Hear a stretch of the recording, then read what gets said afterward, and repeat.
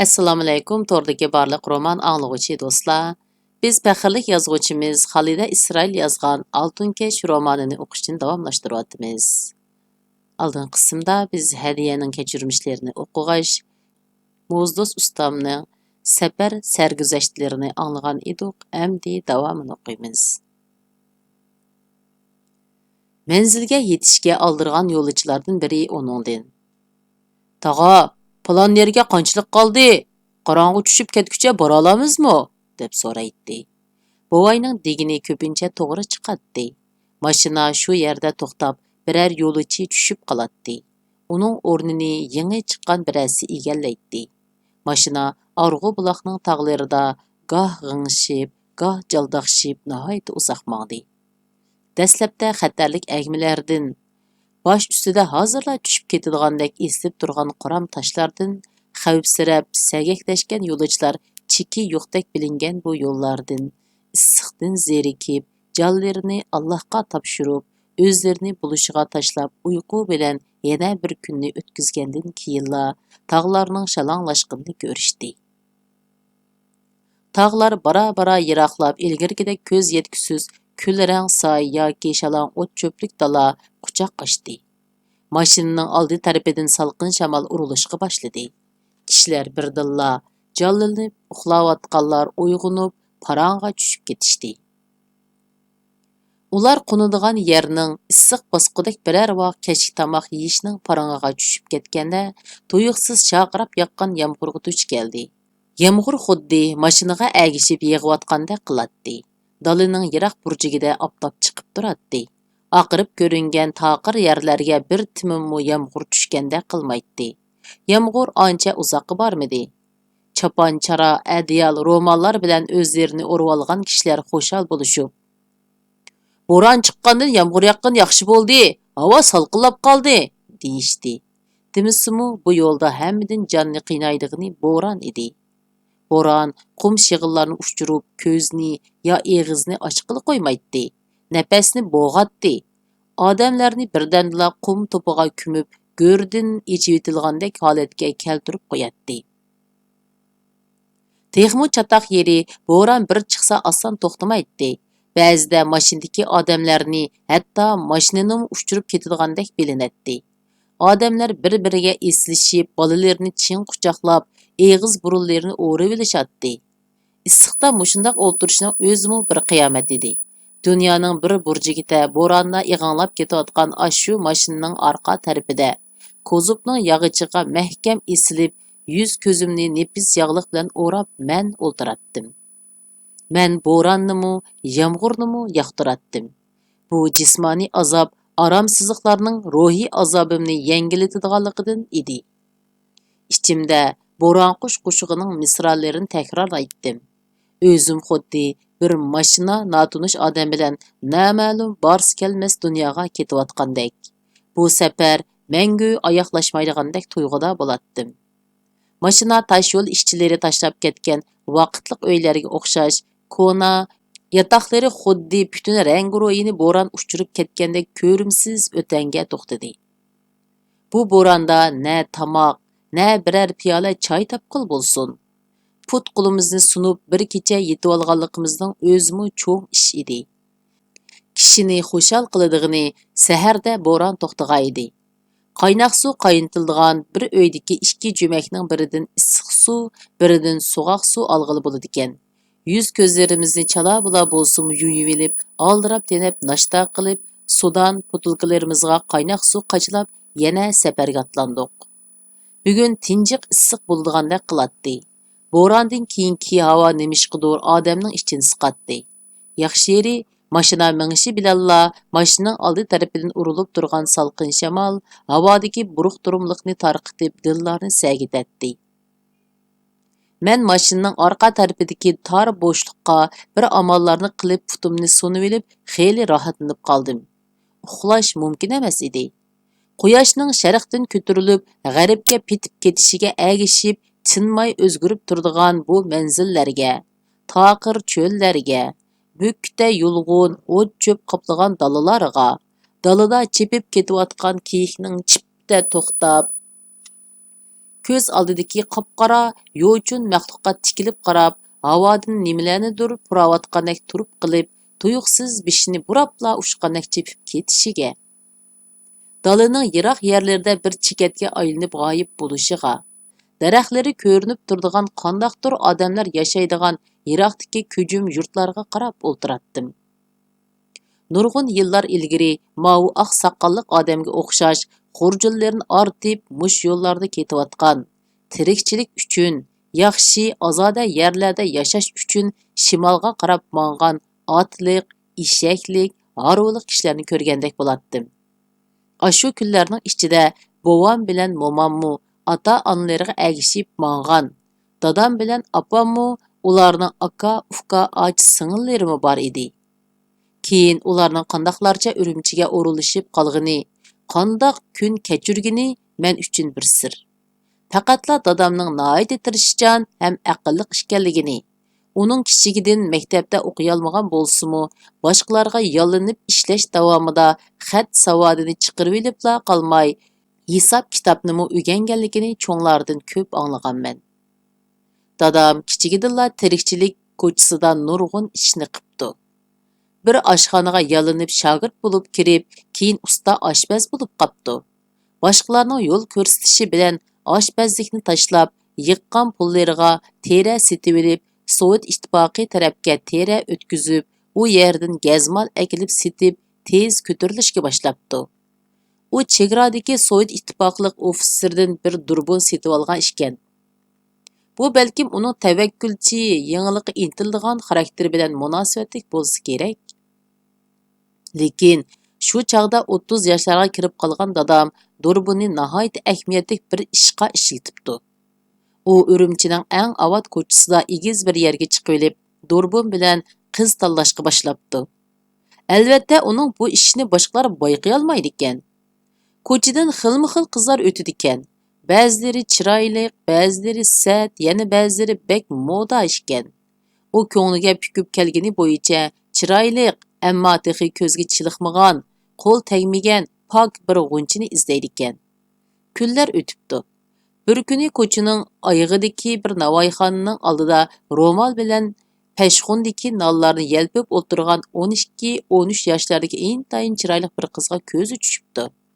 Darhol tutish qilib qizning tegitakini surishtirib, ko'ngil to'xtatgandan keyin elchi kirgizib, uningga choy ichirib qo'yibdi. Bir necha yildan keyin uni amriga olibdi. Uzoq o'tmay ochilarim tug'ilibdi.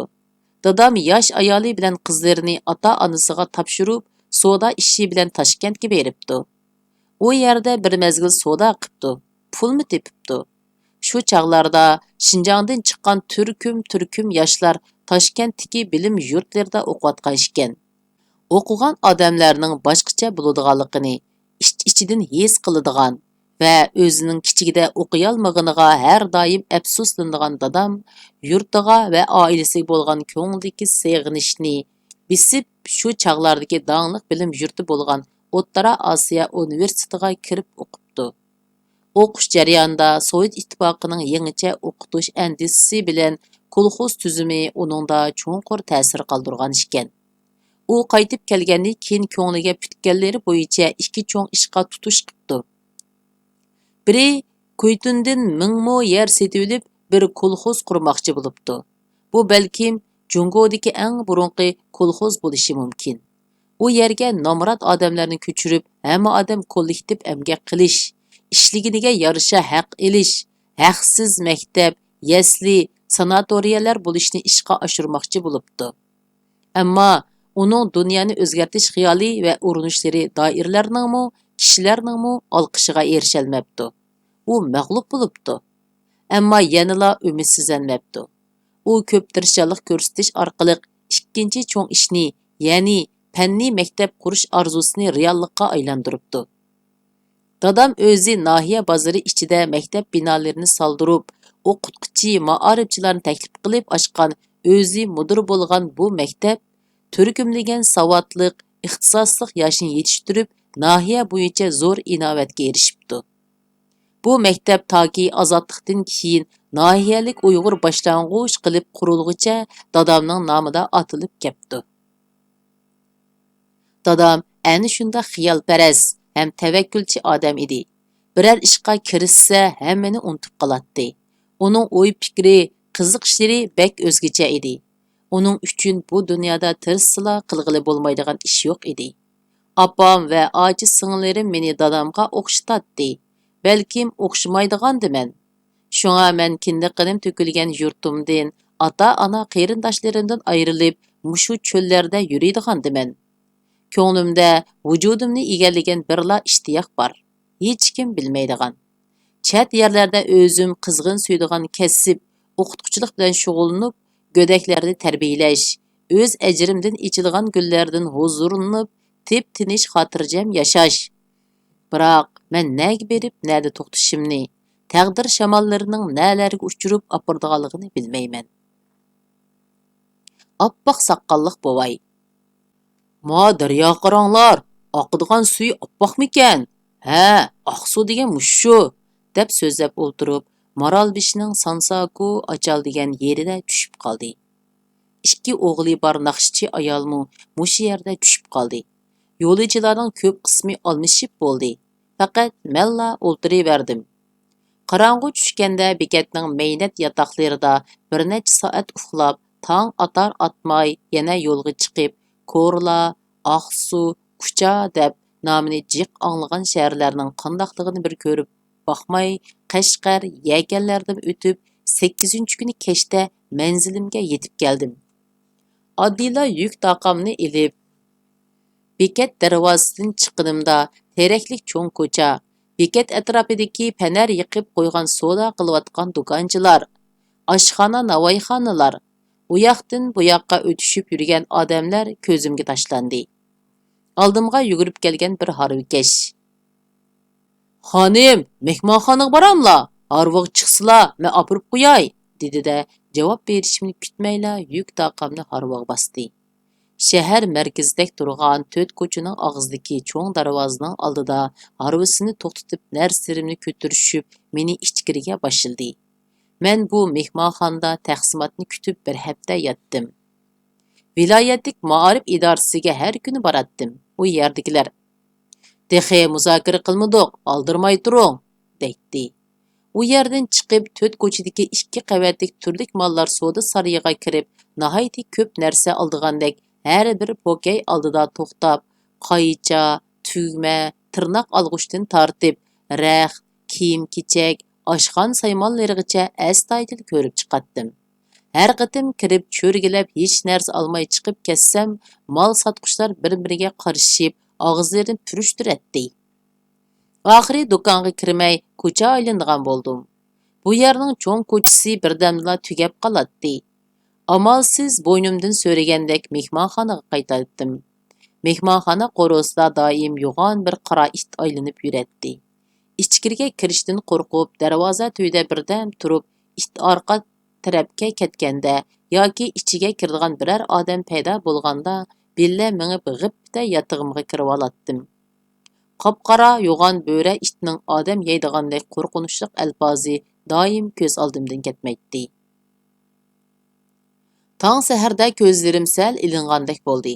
Chala uyquliqda it tushibdiman, biroq u bir seriq it. Maktab dehqonchilik maydonida turayotgan kunlarim ishkan. Bolalarimning qiya-chiya qilishib chiqrashgan ovozini anglab, yugurib chiqsam, yo'g'on seriq it ularni qo'g'layotdi. Yo'g'on ichilgan og'zidan hingaygan bo'ra tishlari ko'rinib turdi. "Bolalarim, o'ltirib olinglar, engishib o'ltirib olinglar", deb vaqirganimcha hech nima qaramay bolalarimga o'zim otdim. It menga etildi. Bolalarimni yiroqroq akitish uchun qochmoqchi bo'ldim, ammo nimagadir putlashib yiqilib tushdim. Bo'ra it ustimdan to'xtamay uyon-bu yonga sakraydi. Bichora bolalarim qo'rqib vaqirab yig'lashadi.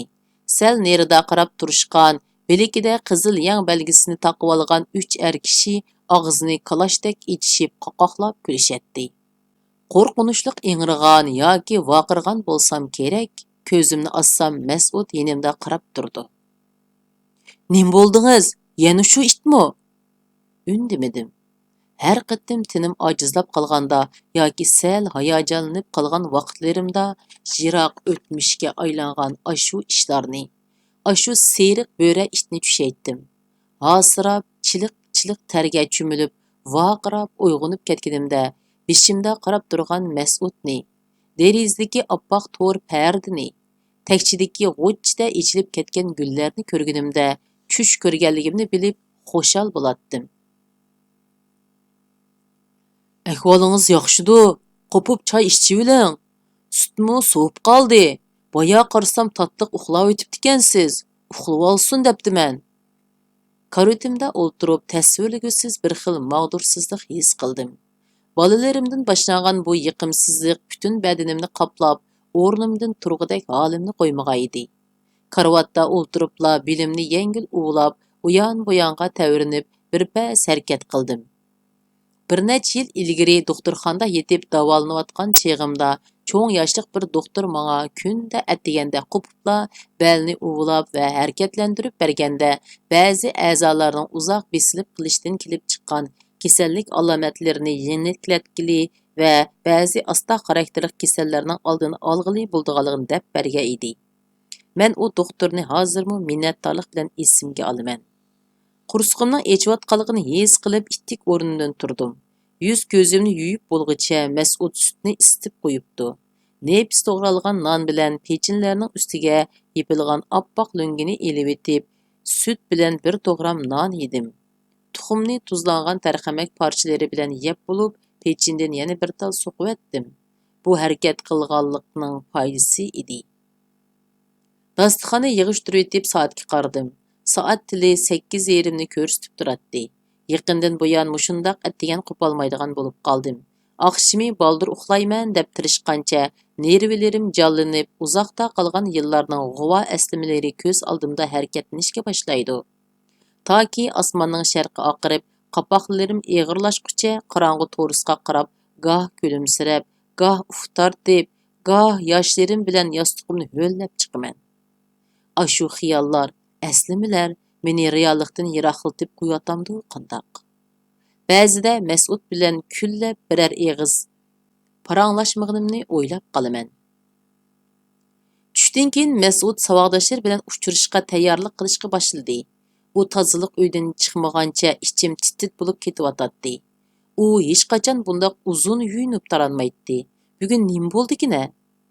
Chidamaslikdimi yoki andisha qilganligimdimi bir necha qitim ishni chekib boqmoqchimi bo'ldim.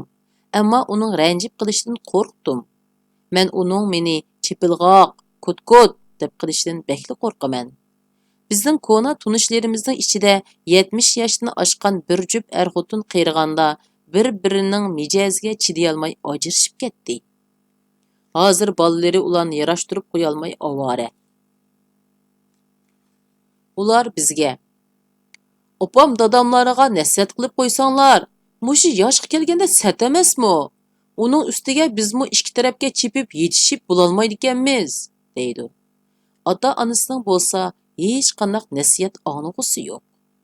Ikkilisi bo'ldi qilinglar, 50 yil aron chidab keldim. O'ladigan kunlarda bo'lsa-mu tinchroq yashab olay. Uf, quluqim ajab tinchib qoldi, deydi. Xuddi birsi o'gitib qo'ygandek. Qirg'anda shundoq kunlarga qilishdan Xudoyim saqlasin. U oxiri tozliq uydan chiqdi. Yuyunib, tarinib, saqqallarini pokiz ilib, yashirib qolgandek bo'lib qolganini ko'rib, ichimda kundashlikdek bir narsa bosh ko'tardi. Kim biladi? Balkim savoqdoshlarining ichida o'zini tashlamagan xuluqliq ayollarmi bordi? Ba'zilarini yosh vaqtlarda qo'lg'ashgan bo'lishimi mumkin. Ular tul bo'lishi mumkin. Hozir erlar baldur ketib qilib, ayollar tul qolgan ishlar ko'payib ketyotdi-ku. Bu ayollarning ko'p harakat qildiganligi va chidamchiligidan ekan. Gumon qilgancha gumonlarimning shaqlab ketayotganligidan hayron qoldim. O'zimni masxara qilib ichimda kuldim. Yosh vaqtlarimda ba'zi chog'larda Mas'ud meni xiyolimda yo'q bir kimlardan kullab qoladi. Hozir men kullaydigan bo'lib qoldim. Demisimi, hozir ba'zi yosh qizlar mol dunyo uchun maxsus qiyirlarni qo'g'lisharmish-ku. Xiyolimning yana qiyib ketayotganligini sezib, darhol o'rnimdan turib, uning kiyimlarini tepishib bermoqchi bo'ldim. Balkim meni oyog'inidu. U Bo'ldi, o'zim topay, deb yordamlashishimni rad qildi. Men hozir uning kiyimlariga dazmol silib berolmayman. Dazmolni ba'zida qizim silib berdi. Tularoq o'zi kirxonlarga ilib chiqib soldirdi. Hozir tomoqni ilgirgidek chaqqan etolmayman. Shunga u tomoqnimi asosan o'zi etidi. Men faqat ximir yo'g'irish, ko'ktat adolash degandek ishlarga yordamlashaman. U oshxonaning ishlarini o'zi xolab qilsa-mu, ko'nglimda bir xil aybkorlik tuyg'usidan qutulolmayman. Mas'ud sus yo'lliq oq ko'nglikini, kulrang shim kostumini, maylab paqirtib qo'ygan yangi oyog'ini kiyganda 50 necha yoshlik erlarga o'xshab qoldi. Uningga mabdulluq va kundashlik, hasad aralashgan murakkab tuyg'u ichida qarab o'tirdim. U unchavala samirib ketmagan edi. Iqi ko'payganlikdan kulrang ko'rinadigan chichi uningga salofat beg'ishlagan edi. Bir chaqlarda uning sochlari qo'ng'ir ranglik ham bak quyuq edi. Sal qiyoch qilib orqasiga tarab oldigan bo'lsa, oftobda sarg'ush do'lqinlanib valildab ketadi. Sochlaridek qo'ng'ir, ikki uchi sal to'piga qayrilgan quyuq qoshlarining ostidagi muloyim ko'zlarimi sarg'uch qo'ng'ir edi. Qirliq burni, sal pastga so'zilgan to'liq ingaklari uning qarmoqqa muloyim ammo qat'iy xarakterini ifodalab turadi. Mas'ud chiqib ketdi. Yolg'iz o'tirganimda yo'llaridan qum to'pa o'rlab turadigan daraxtlarning yupurmoqlarini, takchilarni, ustal o'rindiq, yotqan ko'rpalarni har doim nepiz bir qavat qumsang to'pa besib turadigan ashu ajoyib yurt. U yerda dastlabki bir necha yilda o'tkazgan ko'ngillik, g'amsiz kunlar. Mas'udni dastlabki uchratgan chog'larim xiyolimga keldi. Va bu asmlarning men uchun naqadar qimmatli ekanligini his qildim. Men bir chet nahiyaning o'rta maktabiga bo'lingan edim. Qo'limda chamadon, maktabning vodaklik darvozasi oldiga kelib, yurakim dupillagan holda ko'z oldimdagi manzaraga qarab turib qolganim shunchalik aniq esimda. Mana bu mening buningdan keyingi makonim. Barliq kuch-quvvatim va aql-farosatimni sarf qilib ter to'kadigan bog'cham edi. Xiyollar ilkida darvoza bilan o'qituvchilar ishxonasi va sinf oralig'idagi keng to'piliq maydonni besib o'tib, o'qitish binolarining orqa tarafini qoplab turadigan keng ketgan yop-yeshil bog'-baronlikni ko'rganimda ruhim ko'tarilibla ketgan edi. Sinf va o'qituvchilar ishxonasining oldida quyuq takshi o'sgan akatsiyalar qad ko'tarib turadi. Akatsiyalar orasidagi eriqda shildirlab suv eqib turadi. Chaqqong'ina ikki tarafi salasulliq agma ko'rikdan o'tib, o'qituvchilar ishxonasi tarafga qarab ketayotganimda qalbim yana bir qitim o'rkashladi. Ichimda kimlarni ko'rarman? Meni qandoqroq qarshi ilishar deydigan andishimi yo'q emas edi. O'qituvchilar binosidan uzun ko'nglik kiyib, yog'liqni cheklab chegib olgan bo'lsa-mu, chiroyidan yerlik odamlardan emasligi chiqib turgan bir ayol chiqib keldi-da, qo'lidagi sap-seriq tuch qo'ng'iroqni kuchab silkiginicha sinf tarafga ketdi. Qo'ng'iroqning jarangliq ovozi bilan tangla tinch turgan atrof shovqin-suron bilan jonlanib, sinf-sinfdan yugurishib chiqqan bolalar maydonga, eriq bo'ylariga liq to'ldi. Yo'qlama va kitob daftarlarini ko'targan o'qituvchilar salofat bilan o'qituvchilar binosi tarafga qarab kelishyotdi. Faqat maktablardala bo'ladigan bu manzaraga maftun bo'lib, ko'rik yendiki yog'och o'rindiqda chamadonimni yenimga qo'yib o'tiratdim. Boyiqi ayol yenimga kelib, "Bir kimni izdamsiz?" deb so'radi. "Shundoq, maktab mudirini izdayman. Bu maktabga yangidan taqsim qilinib keldim." "Urumchidan kepsiz-da, o'zingiz nalik?" Talabbuza qarab, men uni tungan ishkan deb o'yladim. Qaraganda G'ulja taraflarning yerliklashib ketgan tunganlarida qiladi. "Men psixolog, siz?" "Men G'uljidan, yo'ldishim asli Urumchida ishlaydi. Biz bu yerga yo'tkilib kelgili 3 yildan oshdi." U so'zlagach, meni mudir ishxonasiga boshlab kirdi. Shu chaqda men uning ismining Oysha ekanligini bildim. U mudirga o'z uyining yonidagi bir egizlik yotoqning bo'sh ekanligini aytib, menga shu yotoqni berishni tavsiya qilib qo'yib, qo'ng'iroqni olib yana aldirash chiqib ketdi. Tushdan keyin yotoqni tozalayotsam, Oyisha hada kirib keldi. "Ha, endi obdan bo'ldi. Yeningizda biz bor. Oqshimi qo'rqmaysiz. Orqa tarafida ko'mirxonasi bor texi. Bu yotoq cho'ng ham yangi. Yiroqdan tuqqanlaringiz yo'qlab kelib qolsa-mu qiynalmaysiz. Buningdan keyin qandoq ish bo'lsa mangdang. Men sizga yordam qilaman. Ikkimiz ocha singil bo'lib o'tayli", dedi. Men uning yordamida uyimni oqlab oldim. Sirlanmagan kona ammo mazmut yog'och karvat bilan siri tushib ketgan ustalni maktab omborchisi nadidur tepib bergan seriq sirda sirladim. Karvatqa yotgan ko'rpalarimni silib, yung adyal ustiga bir jup yostug'imni qir chiqirib tizib, derizaga Oyisha hada atrofiga lablama chiqirib tikib bergan pardani tortib bo'lganimda, uyimning chiroyliqligidan mamnun bo'lib, o'zimni karvatga tashladim. Vah! Oxiri meningmi chiroyli illiq bir uyim bor bo'ldi. O'z uyingda putqulingni so'zib yetish nemdiga rohat-a? Shug'inisi, oshxona saymonlarim texi kam edi.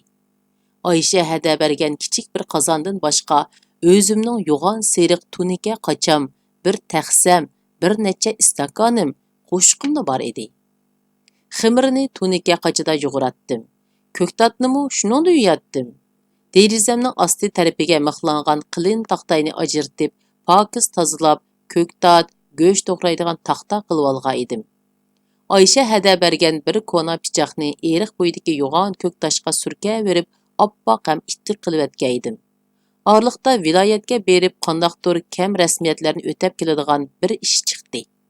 Men Ma'arif idorasidagi ishimni tugatib bo'lib, 4 ko'cha to'qmishidagi yiliqi 2 qavatlik soda saroyidan jup-jup china, taxsa, piyollarni, cho'ng kichik ko'ra, qozon, qosqon, qaychi pichoq, cho'gin chaynak degandeklarni oldim. Ularni yeshikka qachilab o'tganda meni masxara qilgan xotinlarning oldidan hakkavurlik bilan ilib chiqib ketdim. Bu qitim ular shunchalik yavaşlashib ketishdiki, men olamning bir chetidagi bu tinch hayotga nihoyatda tezla ko'nib ketgan edim. Janubning qisqa illiq qishi, oftoblik gul chechaklik yoz oylari, hamma yerni qoplab issiq havoda laylab yurgan chechak hidi, o't cho'p, meva hidi, chuchumal, qiyriq, mazzilik va yana allaqandoq hidlar meni mast qiladi. Derizamning tuvini chechaklari bilan ko'mitadigan bir tüp ürük darxi bor edi. Derizam bilan chechaklari to'zib turgan ürük darxi orasidagi arg'amchiga yeyilgan oppoq kirliklar, yostiq qoplari, ko'nglaklar, yubka koftalarni pokiz qurgan, issiq, yumshoq, mazzilik sopun hidi purab turgan holda yig'vatqach, yuzimga yiqib huzurlanib purab ketatdim. Tushdan keyin ürük tuviga adyal silib, ko'rpa yostiq qo'yib, oftobga qoqlanishni yaxshi ko'ratdim. Bir pasdan keyin Oyisha hadining oppoq semiz kichik o'g'li taytanglab yonimga keladi. Tangdoshlari orasida quyuq yerlik talaffuzda so'zlaydigan bo'lib, cho'ng bo'lgan bu erki o'g'li tinmay savol so'rab bishimni aylantirib o'tadi. Uzunga qolmay, yoshda bir-biridan ko'p farqlanmaydigan, dadisiga o'xshash semiz, yo'g'onbosh, asta mangdigan, asta so'zlaydigan 5 o'g'ilning hammasi atrofimda paydo bo'ladi. Kichigi "Acha, siz tog'ning orqasidan kelganmi?" deb so'rsa, qolganlarimi tangla shundoq savol so'rashadi. Men ularga javob berib bo'lolmay, ko'rpa yostug'imni ilib uyga kirib ketatdim. Ular derizamning tuviga kelib yana savol so'raydi. Derizaga bo'yi yetmaganlari uydan kichik o'rindiqlarni chiqib putiga qo'yib, derizaga yomshatdi. Ularning har birining birdan kichik o'rindig'i bor edi. Toki Oyisha hada chiqib, supurga bilan ularni qo'g'ilvatmagicha, ular derizamning yenidan ketmaydi. Qisqasi, ular men bilan paranglashishni, uyimga kirib o'ynashni bek yaxshi ko'radi.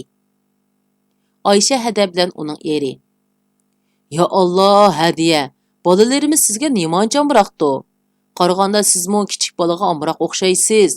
Kichik bolalarmi mushukka o'xshash. Siylagan odamning quchog'iga chiqidi", deyishadi. Buningdan o'zimmi hayron. Bolalarga bek ichilib ketmayman. Ba'zi qiliqsiz bolalarga vaqirab, tanbeh berib tursammi, bolalar menga osonla amroq bo'lib qoladi. Buni men o'quvchilarimning ko'zlaridimi bilib olaydim. Мен ishqa tushgan kuni ilmiy mudir intayin memnunlik bilan: "Hadiya xonim, bir sinfimiz bor. To'liq o'ttirning 1-yillik C sinfi. Siz kelishdan avval bir sinf mudiri bekitgan edik. Mijazi yo'q bo'lib qilib, davolanqili yurtiga ketib qoldi. Hozir birsi vaqtli qarab qo'yotidi. Lekin toza boshqarib ketolmadi. Ta'limimizga siz keldingiz. Yuqoridan kelgan o'qituvchi bo'lgandan keyin sizni bu xizmatning hudisidan chiqib ketalaydi deb ishonamiz" deb meni u sinfga boshlab kirdi. Sinfga kirgandan keyin sinfga kirish oldida uning nima uchun bilikimni shuncha chin qamollab tutib olganligining sababini tushundim. Bu asosan o'g'il bolalar yig'ilgan sinf bo'lib, ko'na, yirtiq ko'nglak, girvaklari qirchilgan, do'ppi kiygan, ba'zilarining beshida qozondek yo'g'on qishliq tumoq bor edi. Bu bolalarning chiroyidan beparvolik, olaqanotlik, yalqovlik chiqib turadi. Hech qaysi partada biror tal qalam yoki daftar, kitob ko'rinmaydi. Bular xuddi hozirla ko'chadan terib kelingan bir to'p jamiyat yoshlariga o'xshaydi. Ishdan kirishimga burnimga gupda urilgan puroq meni ixtiyorsiz ularning putiga qarashga majbur qildi.